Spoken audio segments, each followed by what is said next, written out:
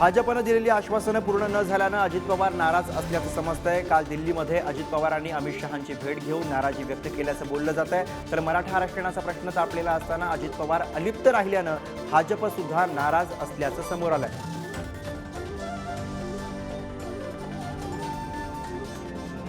शिवसेना पक्ष आणि चिन्हाची सुप्रीम कोर्टामध्ये सुनावणी पुन्हा लांबणीवर गेली आहे। सुप्रीम कोर्टामध्ये होणारी 20 नोव्हेंबरची सुनावणी पुढे ढकलण्यात आली आहे। तब्बल 25 दिवसांनी सुनावणी पुढे ढकलण्यात आली आहे।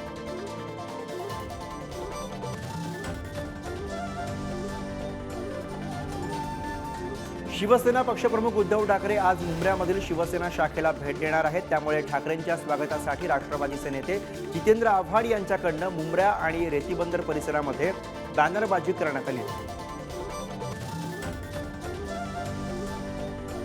उद्धव ठाकरे यांच्या मुंब्र्यातील दौऱ्यानिमित्त लावलेले बॅनर्स फाडण्यात आल्याची घटना समोर आलेली आहे। जितेंद्र आव्हाडांकडून फाडलेल्या बॅनर्सचा व्हिडिओ पोस्ट करण्यात आलाय। पोलिसांच्या मदतीशिवाय हे होऊच शकत नाही असा आरोप आव्हाडांनी केलाय। उपमुख्यमंत्री अजित पवारांनी काल केंद्रीय गृहमंत्री अमित शहा यांची भेट घेतली। यावेळी बैठकीमध्ये मराठा आरक्षणामध्ये केंद्र सरकारनं हस्तक्षेप करण्याची मागणी करण्यात आली।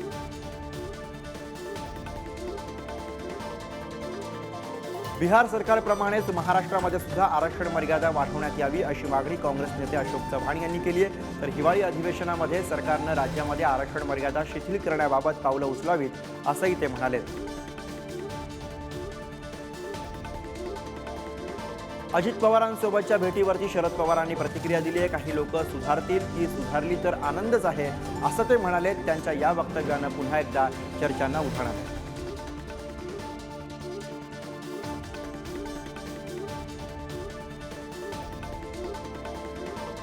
अजित पवार आणि शरद पवार यांच्या भेटीवरती सुप्रिया सुळे यांनी प्रतिक्रिया दिली आहे। या राजकीय दिवाळीमध्ये विविध राजकीय शक्यतांची आतषबाजी सुरू झाली आहे। यातच मी आतली बातमी सांगणार नाही असं त्या म्हणाल्यात आणि त्यामुळे चर्चांना उधाण आलं।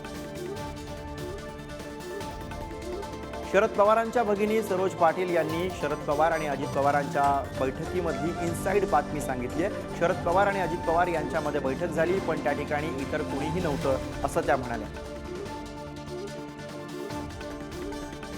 शरद पवार आणि अजित पवार यांच्यामध्ये वारंवार होणाऱ्या भेटीवरती विरोधी पक्षनेते विजय वडेट्टीवार यांनी नाराजी व्यक्त केली आहे। या सोयीस्कर राजकारणामुळे जनतेमध्ये संभ्रम निर्माण होतोय असं ते म्हणाले।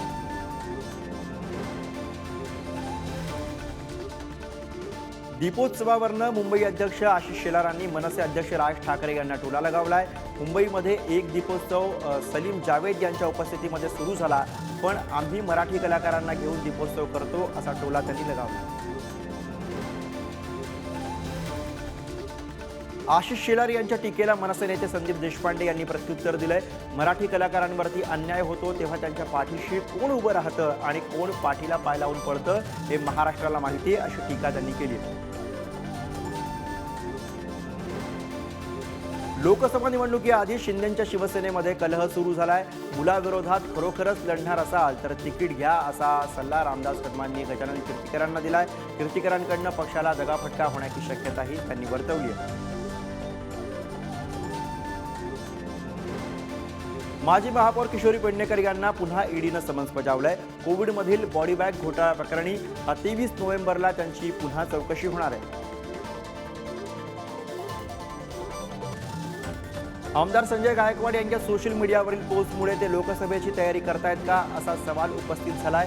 जिल्ह्याच्या विकासासाठी सदैव तत्पर राहू लक्ष बुलढाणा जिल्हा अशा आशयाची पोस्ट त्यांनी केली। आमदार सतेज पाटील यांच्या प्रयत्नांना यश आलं असून अखेर कळंबावाडी धरणामधनं कोल्हापूरला पाणी पोहोचलंय। 8 ते 9 वर्षांपासून रखडलेली योजना पूर्ण झाली। कळंबावाडी योजनेचं पाणी कोल्हापूरमध्ये पोहोचल्यानंतर कोल्हापूरकरांनी आनंद व्यक्त केलाय। आमदार सतेज पाटलांसह कोल्हापूरकरांनी जल्लोष केला। उच्च न्यायालयाने 8 ते 10 या वेळेतच फटाके फोडण्यास मुभा दिली आहे। तसंच बांधकाम ठिकाणच्या डेब्रिसची वाहतूक करण्यावरती 19 नोव्हेंबरपर्यंत बंदी कायम राहणार असल्याचं सांगण्यात आलं आहे। ऐन दिवाळीतही मुंबईकरांना मेगा ब्लॉकचा सामना करावा लागणार आहे। उद्या देखभाल दुरुस्तीसाठी मध्य रेल्वेवरती मेगा ब्लॉक घेण्यात येणार आहे। सीएसएमटी ते विद्याविहार तसंच हार्बर मार्गावरती सीएसएमटी ते चुनाभट्टी असा ब्लॉक असेल। दिवाळीच्या खरेदीसाठी बाजारपेठांमध्ये नागरिकांची गर्दी झाली आहे। दादरच्या बाजारपेठा दिवाळीच्या साहित्यांनी आणि ग्राहकांच्या गर्दीनं फुलून गेल्या। जळगावमध्ये दिवाळी आणि लक्ष्मीपूजनाच्या पार्श्वभूमीवरती साहित्य खरेदीसाठी ग्राहकांमध्ये मोठा उत्साह पाहायला मिळतोय। लक्ष्मीची मूर्ती आणि पूजेचं साहित्य घेण्यासाठी नागरिक गर्दी करतायत। सध्या देशभरामध्ये दिवाळीचा उत्साह असून देशाचं रक्षण करणारे जवान सुद्धा दिवाळी साजरी करतायत। सीमारेषेवरती देशाचं संरक्षण करणाऱ्या जवानांनी दिवाळी साजरी केली आहे। आमदार गणेश नाईक यांनी नवी मुंबईच्या कोपरखैरणेमधील कातकरी पाड्यावरती आदिवासी बांधवांसोबत दिवाळी साजरी केली। त्यावेळी महिलांना साड्या आणि विद्यार्थ्यांना पुस्तकांसह मिठाईचं वाटप करण्यात आलं।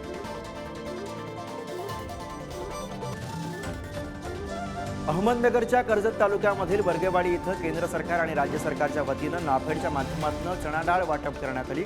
रात्री उशिरापर्यंत नागरिकांनी चणा डाळ घेण्यासाठी इथे गर्दी केली होती।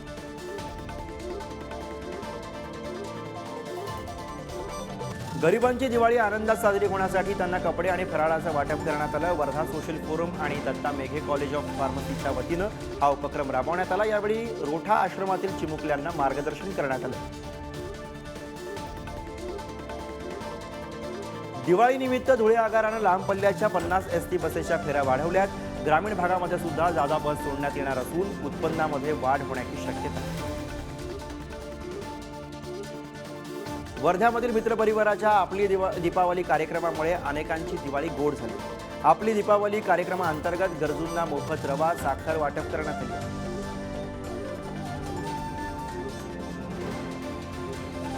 मुंबईसह राज्यातील प्रदूषणाच्या स्थितीवरती चिंता व्यक्त करत उच्च न्यायालयानं मुंबईची दिल्ली होऊ देऊ नका अशा शब्दांमध्ये राज्य सरकार आणि मुंबई महापालिकेला सुनावलंय। तसंच मुख्य न्यायमूर्तींनी फटाके फोडण्यावर सुद्धा निर्बंध घातलेत।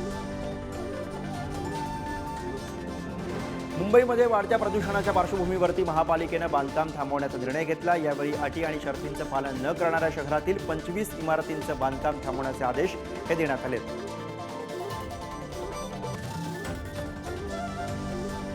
वायू प्रदूषणाला आळा घालण्यासाठी पनवेल पालिकेकडनं अनोखा प्रयोग करण्यात आला आहे। सायन पनवेल महामार्गावरील टोल नाक्यावरती येणाऱ्या 4 चाकी गाड्यांवरती पाण्याचे फवारे मारून गाड्यांवरची धूळ कमी करण्याचा प्रयोग करण्यात आला। अवकाळी पावसामुळे वायू प्रदूषणामध्ये घट झाली आहे आणि त्यामुळे कुलाबा, मालाड, सिद्धार्थनगर परिसरामधील हवेमध्ये सुधारणा झाली आहे। त्यामुळे मुंबईकरांनी सुटकेचा निश्वास सोडला। वाढतं प्रदूषण रोखण्यासाठी वाहतूक पोलिसांकडनं पीयूसी प्रमाणपत्र नसलेल्या 2460 वाहनांवरती कारवाई करण्यात आली आहे। तर सायलेन्सरमध्ये अनधिकृत बदल करण्यात आलेल्या 449 वाहनांवरती कारवाई करण्यात आली। दिल्लीकरांना वाहन चालवण्यासाठी तुर्तास तरी दिलासा मिळालाय। 13 ते 20 नोव्हेंबर दरम्यान लागू होणारी समविषम योजना ही सध्या लागू होणार नाहीये। पावसामुळे हवेची गुणवत्ता सुधारल्यानं हा निर्णय घेण्यात आला।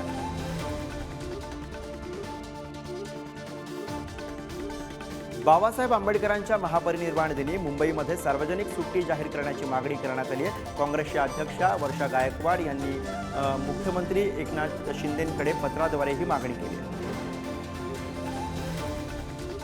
ससूनचे डीन संजीव ठाकूर यांच्यावरती ललित पाटील प्रकरणाचा ठपका ठेवण्यात आलाय। संजीव ठाकूर यांच्यासह डॉक्टर देवकाते दोषी आढळलेत आणि त्यामुळे ठाकूर यांना पदमुक्त तर देवकाते यांना निलंबित करण्यात आले। सिकंदर शेखनं यंदाचा महाराष्ट्र केसरीचा बहुमान पटकावलाय। अंतिम सामन्यामध्ये गादी विभागात शिवराज राक्षेला आसमान दाखवत त्यानं गदा पटकावली। सिकंदर शेखनं महाराष्ट्र केसरीचा बहुमान पटकावल्यानंतर सोलापुरातील मोहोळमध्ये पेढे वाटून जल्लोष साजरा करण्यात आला। यावेळी फटाक्यांची आतषबाजी करण्यात आली।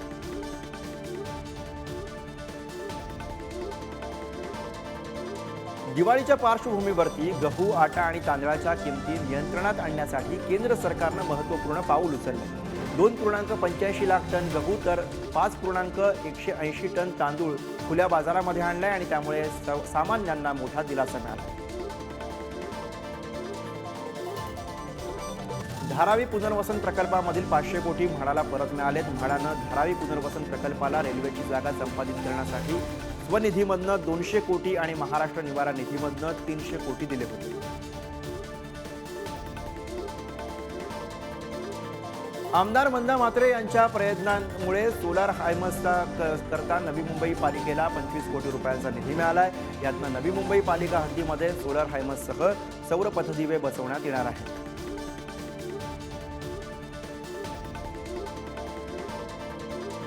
मुंबईतील खारकोपर ते उरण लोकल सेवेला रेल्वे बोर्डानं मंजुरी दिली. सुरुवातीला या मार्गावरती लोकलच्या 40 फेऱ्या चालवण्याची परवानगी देण्यात आली आहे. त्यामुळे उरणवासियांना दिलासा मिळाला. डोंबिवली स्टेशन बाहेरील परिसराचा कायापालट होणार आहे. या सुशोभीकरणाच्या कामाचं मंत्री रवींद्र चव्हाण यांच्या हस्ते भूमिपूजन करण्यात आलं. महाराष्ट्र लोकसेवा आयोगाकडून 2024 मध्ये होणाऱ्या तसंच विविध स्पर्धा परीक्षांचं संभाव्य वेळापत्रक जाहीर करण्यात आलंय. उमेदवारांना परीक्षांची तयारी योग्य रीतीने करता येण्यासाठी हे वेळापत्रक जाहीर करण्यात आलं. सिडको मंडळामध्ये लवकरच नोकर भरती केली जाणार आहे. यावेळी 100 पदांच्या भरती प्रक्रिया सुरू करण्याच्या सूचना देण्यात आल्या. केंद्र सरकारकडून देवदूत योजनेअंतर्गत 15,000 रुपये देण्यात येणार आहेत. अपघातामध्ये जखमी झालेल्यांना वेळेत रुग्णालयामध्ये नेणाऱ्यांना हे पैसे देण्यात येतील. छत्रपती संभाजीनगरमधील अत्यावश्यक सेवा पुरवणारे 90 कर्मचारी अचानकपणे संपावरती गेल्याने शहरातील पाण्याची सेवा कोलमडली आहे. याची नोंद घेत आयुक्तांकडून संपावर गेलेल्या कर्मचाऱ्यांना सेवेतनं काढून टाकण्याचा निर्णय घेण्यात आला. विनाअनुदानित शाळांना अनुदानाचा वाढीव ठप्पा देण्यासाठी 31 डिसेंबरची डेडलाईन देण्यात आली आहे आणि त्यासाठी 1100 कोटी रुपयांची आर्थिक तरतूद करण्याचा निर्णय शिक्षण मंत्री दीपक केसरकर यांनी घेतला. नवी मुंबईमध्ये लवकरच सोलार हायमास बसवण्याचा निर्णय घेण्यात आला. यामुळे रात्री कामावरती जाणाऱ्यांना मोठा दिलासा मिळालाय. परिणामी नवी मुंबई महापालिकेच्या वीज बिलामध्ये कपात होणार असल्याचं आमदार मंदा म्हात्रे यांनी सांगितलं.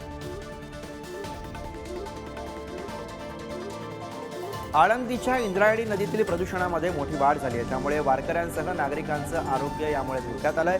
यावेळी प्रशासनानं यावरती उपाययोजना करण्याची मागणी नागरिकांनी केली आहे. 3,500 रुपये पहिली उचल आणि गतवर्षीचा दुसरा हप्ता न दिल्यास ऊस वाहतूक करणारी वाहनं पेटवू असा इशारा स्वाभिमानी शेतकरी संघटनेने दिला. वाशिम जिल्ह्यामधील स्वाभिमानी शेतकरी संघटनेच्या लढ्याला यश मिळालेलं आहे. 46 मंडळांना कंपनीकडून पीक विमा मिळणार असून पीक विम्याची 25% अग्रिम रक्कम देण्यात येणार आहे.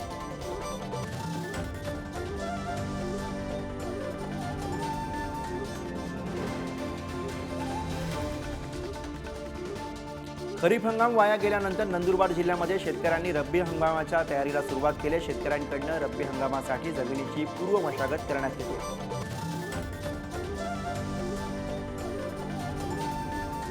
हिंगोलीमध्ये पावसाच्या अभावामुळे कपाशी पिकांचं मोठं नुकसान झालंय. त्यामुळे अपेक्षेपेक्षा कमी कापूस आल्यानं शेतकरी आर्थिक चिंतेत सापडले. नंदुरबार जिल्ह्यामधील 4 तालुक्यांतील 13 महसूल मंडळं राज्य शासनानं दुष्काळी जाहीर केली आहेत. यामध्ये संपूर्ण नंदुरबार तालुक्यासह नवापूर, तळोदा, अक्कलकुवा आणि शहादा तालुक्यामधील महसूल मंडळांचा समावेश आहे. नंदुरबार जिल्ह्यामधील नेत्रंग शेवाळी महामार्गाचं काम संथ गतीनं होत असल्यानं वाहन चालकांना नाहक त्रास सहन करावा लागतोय. रस्त्याचं काम जलद गतीनं करण्यात यावं अशी मागणी प्रवाशांकडून करण्यात येते. नंदुरबार जिल्ह्यामधील अतिदुर्गम भागातील गावांमध्ये पक्का रस्ता बनवला जाणार आहे. खासदार हिना गावितांच्या सहाय्यानं हा रस्ता बनवला जाणार आहे. त्यावेळी गावातील नागरिकांनी आनंद व्यक्त केला. वर्ध्यातील अजनसरा इथं पोटच्या मुलानंच मित्राच्या मदतीनं वडिलांची हत्या केल्याची घटना उघडकीस आली आहे. दरम्यान मृत पित्यानं 2 वर्षांपूर्वी स्वतःच्या लहान मुलाची हत्या केल्याचं सुद्धा पोलिसांच्या तपासामधून समोर आलं. चाळीसगाव तालुक्यामधील उसाच्या शेतामध्ये बिबट्याचे 2 बछडे आढळून आल्यानं नागरिकांमध्ये भीतीचं वातावरण निर्माण झालंय. बछडे आणि आईची भेट घडवून आणण्यासाठी वनविभाग प्रयत्न करत आहे. मुंबईच्या विलेपार्लेतील नेहरू रोड परिसरातील न्यू पूनम बाग इमारतीला आग लागली होती. आगीमध्ये वृद्ध महिलेचा मृत्यू झाला.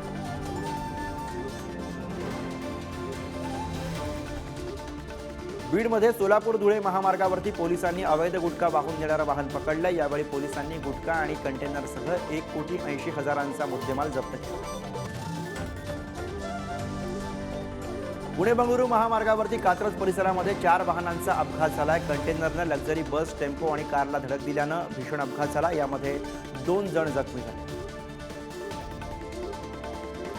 सॅमसंग कंपनीनं मोबाईलमध्ये नवी क्रांती केली आहे. कंपनीनं कॉलवरील दुसऱ्या भाषेतील संभाषण आपल्या भाषेमध्ये तत्काळ ऐकण्याचं तंत्रज्ञान विकसित केलंय. सुरुवातीला निवडक भाषांसाठी ही सुविधा असेल. बुडीज इन्व्हेस्टमेंट सर्व्हिसेसकडनं 2023-24 या वर्षासाठी अर्थव्यवस्था विकास दर 6.7% कायम ठेवलाय. तर 2024-25 आणि 2025-26 या वर्षांसाठी विकास दर हा 6.1 आणि 6.3% राहील असा अंदाज वर्तवण्यात आला आहे. एअर इंडियानं 470 नव्या विमानांची ऑर्डर दिली आहे. ही विमानं पुढील 18 महिन्यांमध्ये टप्प्याटप्प्यानं दाखल होणार आहेत. एअर इंडियाच्या मुख्य कार्यकारी अधिकाऱ्यांनी याबद्दलची माहिती दिली आहे. कोल इंडियानं सप्टेंबर अखेरीस संपलेल्या तिमाहीमध्ये 6,800 कोटी रुपयांचा नफा कमावला आहे. गेल्या वर्षीपेक्षा त्यामध्ये 12.5% वाढ झाली आहे. कंपनीचा महसूल हा 10% वाढून 32,776 कोटी रुपयांवर गेला आहे. वन डे वर्ल्ड कप सुरू असतानाच आयसीसीनं एक मोठा निर्णय घेतला. श्रीलंका क्रिकेट बोर्डावरती आयसीसीनं निलंबनाची कारवाई केली आहे. आयसीसीच्या 10 नोव्हेंबर रोजी झालेल्या बैठकीमध्ये हा निर्णय घेण्यात आला. पंतप्रधान नरेंद्र मोदी यांनी अमेरिकेचे परराष्ट्र मंत्री अँटनी ब्लिंकन आणि अमेरिकेचे संरक्षण मंत्री लॉयड ऑस्टिन यांची भेट घेतली आहे. 24 तासांच्या युद्धविरामानंतर इस्रायलनं गाझावरती पुन्हा हल्ला करण्यास सुरुवात केली आहे. इस्रायलनं गाझामधील 3 रुग्णालयांवरती हवाई हल्ले केले. इस्रायल हमास यांच्यामधील युद्धावरती फ्रान्सचे राष्ट्राध्यक्ष इमॅन्युएल मॅक्रॉन यांनी भाष्य केलंय. हमासशी लढत असताना तिथल्या नागरिकांचं संरक्षण करावं असं आवाहन त्यांनी केलं. तैवान 1 लाख भारतीयांना नोकऱ्या देणार आहे. येत्या महिन्यामध्ये हजारो भारतीयांना तैवानमध्ये पाठवत भारत तैवानशी आर्थिक संबंध प्रस्थापित करणार आहे. भारतीय वंशाचे ब्रिटनचे पंतप्रधान ऋषी सुनक यांनी पत्नी अक्षता मूर्तींसह दिवाळी साजरी केली. दिवाळीनिमित्त त्यांच्या निवासस्थानी आकर्षक सजावट करण्यात आली होती.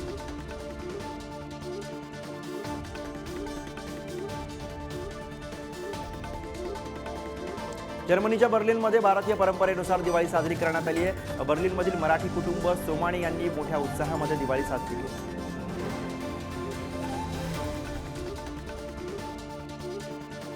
भारताचा कट्टर शत्रू म्हणून ओळखला जाणारा लष्कर ए तोयबाचा दहशतवादी अक्रम खान याची पाकिस्तानच्या बाजोरमध्ये अज्ञातांनी गोळ्या झाडून हत्या केली. अक्रम हा भारताच्या मोस्ट वॉन्टेड दहशतवाद्यांपैकी एक आहे.